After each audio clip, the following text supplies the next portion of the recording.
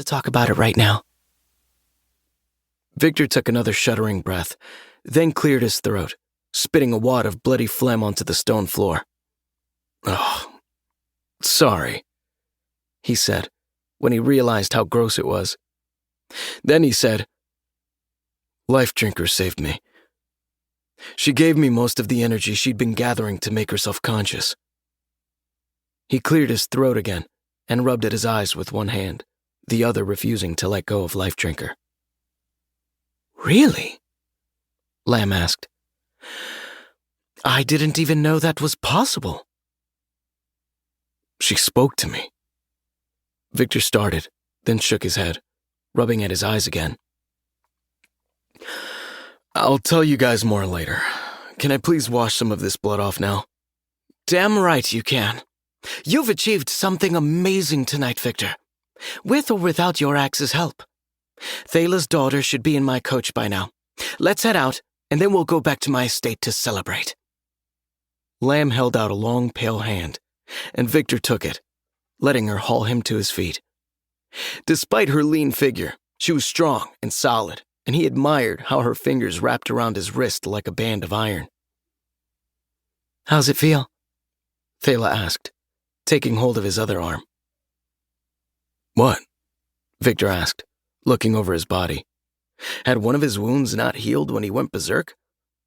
"To be free, to not have anyone hunting you." They walked together to the door and started up the steps as Victor answered. "I'm glad I'm free, but there's still plenty to worry about.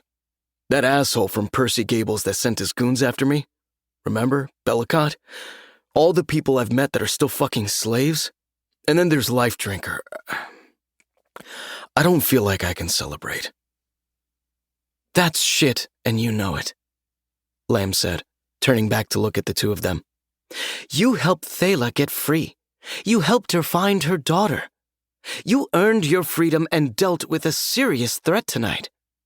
You need to take the wins when you get them, Victor." "Yeah," Victor said, considering her words, and nodded. "Yeah, I guess so. Still, I just want a bath and a bed tonight. You guys celebrate for me, all right?" They'd reached the top of the stairs and, as Lamb opened the door, were greeted by a crowd of people who seemed to have been waiting for him. They burst into cheers, and Victor, standing behind Lamb with Thala still holding onto his arm, frowned, drawing his dark eyebrows down in a glower.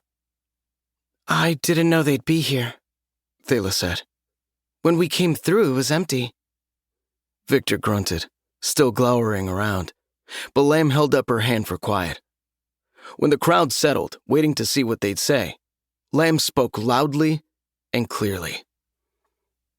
"Victor appreciates your adulation, but he's had a very hard-fought victory. He's not up for a celebration. Feel free to call upon him at my estate."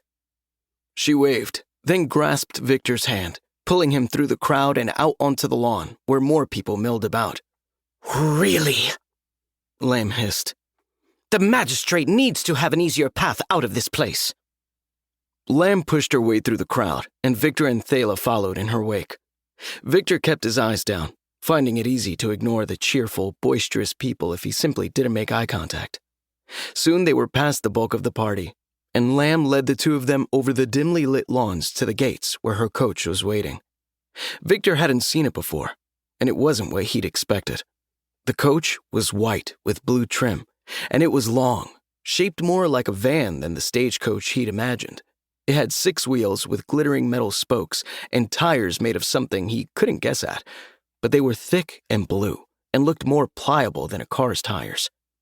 Strangest of all were the animals pulling it. Tall, red-furred, stag-like creatures. There were 3 of them, and they each sported a pair of long spiral horns. "Nice," he said, his earlier stress momentarily forgotten. "I won this coach in a dungeon, believe it or not," Captain Lamb said. "It's enchanted to fold in on itself. If I wanted, I could pack it up and slip it into a backpack." "Seriously?" Lamb nodded, and Victor continued. "That's pretty damn cool. What about those antelopes?" He gestured. To keep listening to this audiobook, I've left you a link in the description so you can do it, at no cost thanks to Audible's 30-day free trial.